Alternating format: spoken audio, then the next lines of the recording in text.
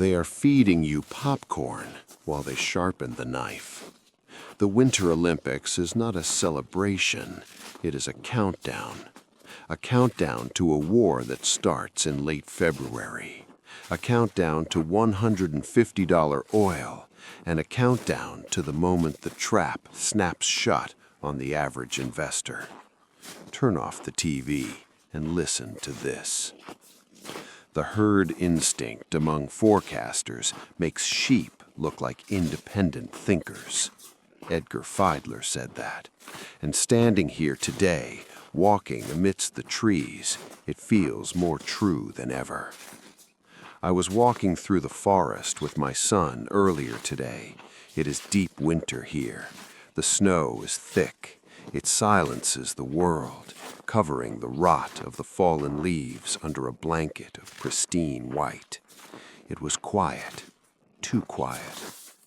As we walked, listening to the crunch of snow under our boots, my own personal Winter Olympics, where the only discipline is thinking, I remembered a headline I saw. The International Olympic Committee was selling the upcoming Winter Games as a messenger of peace. They claim it is a time when the world puts down its guns to watch people slide on ice. Just a bad joke. To the naive observer, the Olympics are about unity. To the sovereign investor, they are a geopolitical hallucination. They are not applause in the conflict. They are the deep breath before the scream. But here is where I diverge from the experts and the AI algorithms that feed you the morning news. If you ask ChatGPT or read the New York Times, they will tell you the danger is in Ukraine. They will tell you it's Russia. They are wrong. That is the safe answer. That is the propaganda answer. As I walked through this frozen forest, looking at the gray sky, it hit me. We are watching the wrong theater. Ukraine is the known known. It is a grinder. It is priced in. The real danger, the one that makes the 78.9% probability of a post-Olympic explosion terrifying, is not in the snows of Donbass. It is in the sands of the Middle East. It is Iran, and nobody is hedging for it. Let's strip away the sentimentality.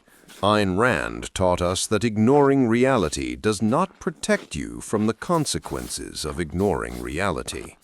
I commissioned a study on the correlation between the Winter Olympics and global conflict. The data is not polite. It is brutal. According to my research, there is a staggering 78.9% probability that within 120 days of the closing ceremony, a major kinetic event, a war, a genocide, or a regime collapse will begin. The pattern is undeniable. The Olympics act as a diplomatic shield. Dictators and hegemons wait for the cameras to leave before they pull the trigger. It is the spring offensive logic. You wait for the weather to turn. You wait for the diplomats to fly home. Look at the timeline. It reads like a eulogy for peace. 1992, Albertville. Games end in February. Bosnia explodes in April. 1994, Lillehammer. Games end in February. The Rwanda genocide begins in April. 2014, Sochi. Putin waves to the crowd. 4 days later, his little green men seize Crimea. It is a rhythmic cycle of violence. But here is the twist. The algorithms and the media are screaming, Russia, Russia, Russia. They are fighting the last war. The smart money knows that the next war, the one that destroys portfolios, is never the one you see on the front page today. While the world is distracted by the Olympic peace, the tectonic plates are shifting in the Middle East. My AI research assistant tried to force-feed me the narrative that Ukraine is the primary risk. I rejected it. Why?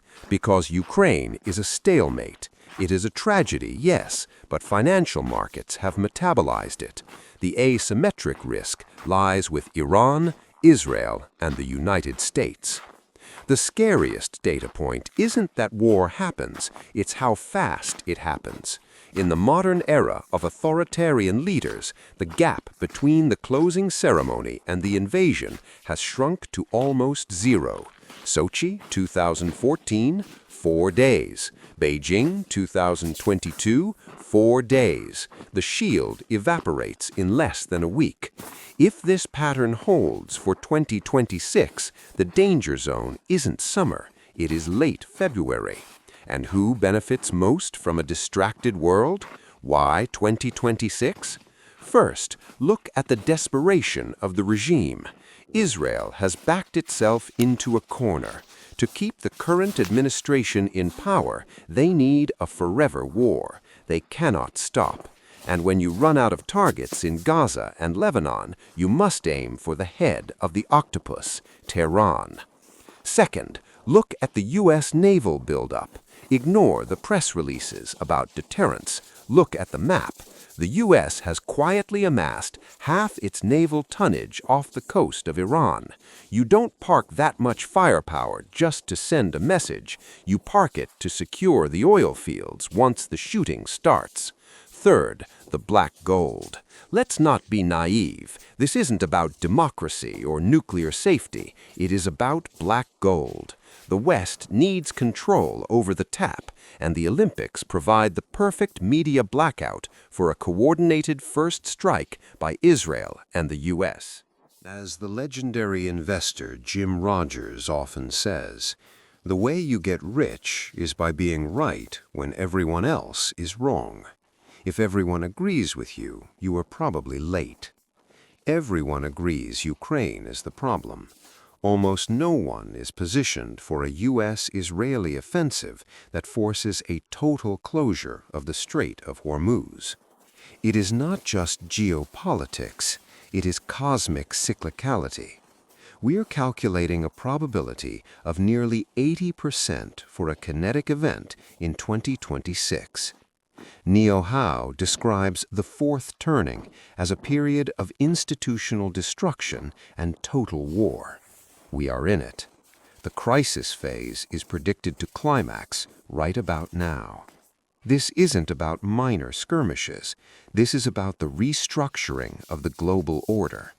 The tension in the Middle East is the fault line. The old order is trying to hold on. The new order is pushing through. And then there is the sun. Call me crazy, call me esoteric, but I trust data.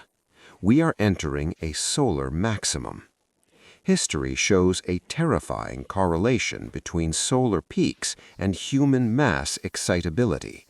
1948, solar peak, Arab-Israeli War. 1980, solar peak, Iran-Iraq War. Do you see the pattern? The sun affects the magnetic field, which affects the human brain.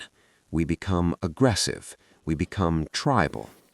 Combine solar maximum plus the fourth turning plus the Olympic distraction, and you have the recipe for a massive explosion in the most volatile region on Earth. The media will tell you to watch the South China Sea or the Donbass. They're selling you popcorn. I'm selling you survival. Let's look at scenario A, the black gold offensive. Probability, 60%. Ignore the nuclear fear-mongering. That is the cover story. The real trigger is a coordinated U.S.-Israeli offensive aimed directly at Tehran. Israel's leadership needs a war to survive politically. The U.S. naval armada isn't there for decoration. It is there to secure the oil fields. They are moving to seize the tap. The response? Iran has one card to play, and they will play it immediately. They don't fight the U.S. Navy head-on. They close the Strait of Hormuz. The market impact? Oil hits $150 overnight. Inflation creates a second wave that breaks the central banks. Tech stocks collapse. Defense stocks and commodities skyrocket. Why it happens? because the Olympic peace is the perfect media blackout for the West to execute a regime change operation disguised as defense. So, if the world is walking into a trap, what do? We do not panic. Panic is for the sheep who believe the peace narrative. We prepare. I am holding a massive amount of dry powder, cash. If the market rallies in the next few weeks on Olympic hype or tech euphoria, I will sell into it. I am ready to go to 50% cash. Why? Because when the Strait of Hormuz closes, cash is the only thing that gives you options. I am not selling my gold. When the Middle East explodes, the US dollar might spike initially, but eventually the debt required to fund a war with Iran will debase the currency into oblivion. Gold is the only sovereign currency. And I am skeptical of the big US defense primes. They are priced for perfection. They are bloated bureaucratic monsters. I prefer energy. If Iran is the target, oil is the trade. It is the only hedge against a supply shock in the Persian Gulf. For those of you managing other people's money who need to justify your fees while the world burns, here is the quantitative breakdown. The market is drastically mispricing the geopolitical risk premium in the Middle East. The trade? Short consumer discretionary. An oil shock kills the consumer. Avoid Eurozone equities. Europe is structurally short energy. A Middle East crisis exacerbates their fragility far more than the US. Do not mistake the current silence in the Gulf for peace. It is the quiet before the artillery. The Olympic Games are a beautiful lie. While the world watches the skiing, the men of system, the chess players in Tehran, Tel Aviv, and Washington, are moving their pawns. The 78.9% probability is a mathematical warning siren, but do not let the AI or the media fool you into looking at the wrong map. The fire next time will not be in the snow, it will be in the sand. I will continue my walks in the woods. I will enjoy the silence of the winter, but my portfolio is dressed for combat.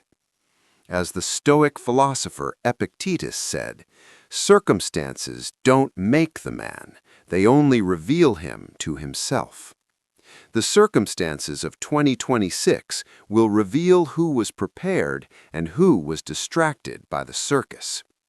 History doesn't repeat, but it does rhyme, usually with disaster. Right now, the market feels safe. The Olympics are on. The Fed is talking. The sun is shining. But as the old risk parable goes, the turkey is the happiest animal on the farm, right up until the fourth Thursday in November. The farmer, the US and Israel, is currently feeding you extra corn. Don't be the turkey. Atlas Shrug Capitalist.